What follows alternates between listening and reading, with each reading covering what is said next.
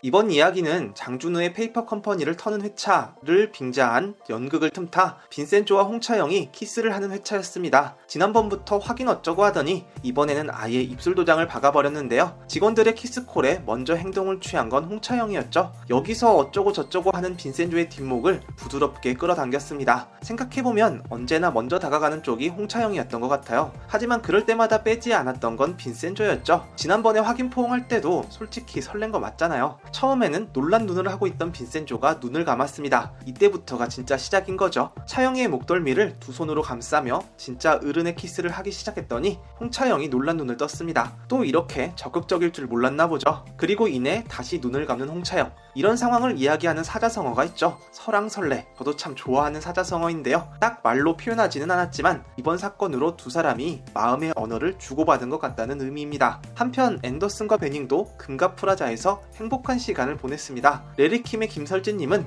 실제로 세계적인 무용수이시죠. 그런 공연을 보면서 저녁도 먹고 부처님이 내려다보시는 앞에서 스님들의 축경이라고 해야 하나요? 어쨌든 스님들은 참 리듬감과 박자감이 좋은 것 같죠. 블랙헤어가 팥불이 될 때까지 행복하라는 축경을 들으며 프로포즈를 했습니다. 그리고 잔치기 짠짠짠 게임을 하며 흥겨운 술자리까지. 이건 누가 왔어도 만족할 만한 코스였던 것 같습니다. 불경과 함께하는 이색 프로포즈 상품을 바이바이 벌룬에서 함께 파는 것도 나쁘지 않겠어요. 그러는 사이 미술관에서는 작전이 진행되고 있었는데 바이바이 벌룬 경리 누나와 피아노 선생님의 대화는 박석도를 매우 힘들게 했죠. 본능적으로 경계심이 느껴졌나 봅니다. 금가프라자에서 빈센조를 노리고 있는 두 사람, 경리 누나와 피아노 쌤이었죠. 제가 진짜 모르는 부분이라 궁금해서 검색해봤더니 딥토마토 레드는 진짜 있는 색상이더라고요. 이전에 예상했던 대로 피아노 쌤의 정체는 보안 프로그램 제작자이자 해커였습니다. 무려 금가프라자의 홍채 인식 시스템을 만들어낸 분이셨죠. 1분이면 문을 열 수 있대요. 그런데 계속해서 불길한 징조가 보이고 있습니다.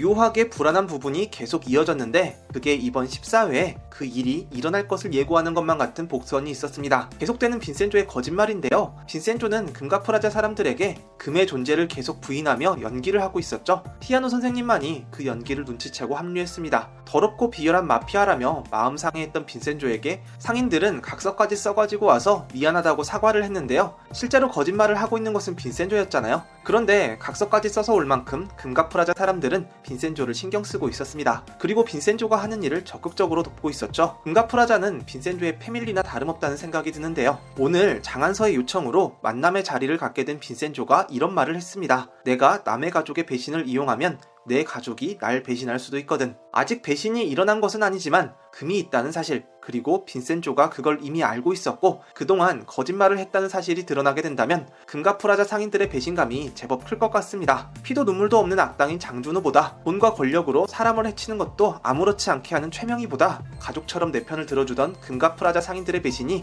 빈센조에게 다가올 가장 큰 위기일 것 같다는 생각이 듭니다. 그것에 비하면 오늘 엔딩에 마피아들에게 둘러싸인 빈센조의 위기는 장난 같은 수준이죠. 2주 연속 빈센조의 머리에 총을 들이대고 엔딩을 맞았는데요. 여기서 빈센조가 죽겠습니까? 그렇게 생각하시는 분은 아무도 안 계시겠죠? 그래서 사실 여기서 빈센조가 빠져나가는 방법을 예상해보는 건 그냥 재미로 하는 이야기예요. 다음 주 빈센조를 구해줄 의외의 인물은 누구일까요? 우선 장한서가 나타날 수도 있을 것 같습니다. 장한서는 장준우에게 총을 쏜 뒤로 죽을 날을 받아놓은 거나 다름없죠. 그런데 살아나갈 구멍이 보였습니다. 그게 바로 빈센조였죠. 장한서가 장준우와 최명희의 음모를 미리 알고 자기가 사람을 부려 빈센조를 구해내서 장준우를 사냥하는데 자발적으로 협조하겠다고 할 수도 있을 것 같네요. 아니면 조사장이 나타날 수도 있을 것 같습니다. 지난주 조사장의 숨은 정체가 드러났었죠. 그리고 그 뒤에는 정인국 검사가 있었습니다. 이 두 사람이 빈센조를 감시하고 있다가 구출할 수도 있을 것 같아요. 가장 의외인 상황이라 생각하면 이 세 명의 마피아 사이에 빈센조를 믿고 따르는 사람이 끼어 있을 수도 있을 것 같은데요. 그러니까 자기 정체를 숨긴 마피아인 셈이죠.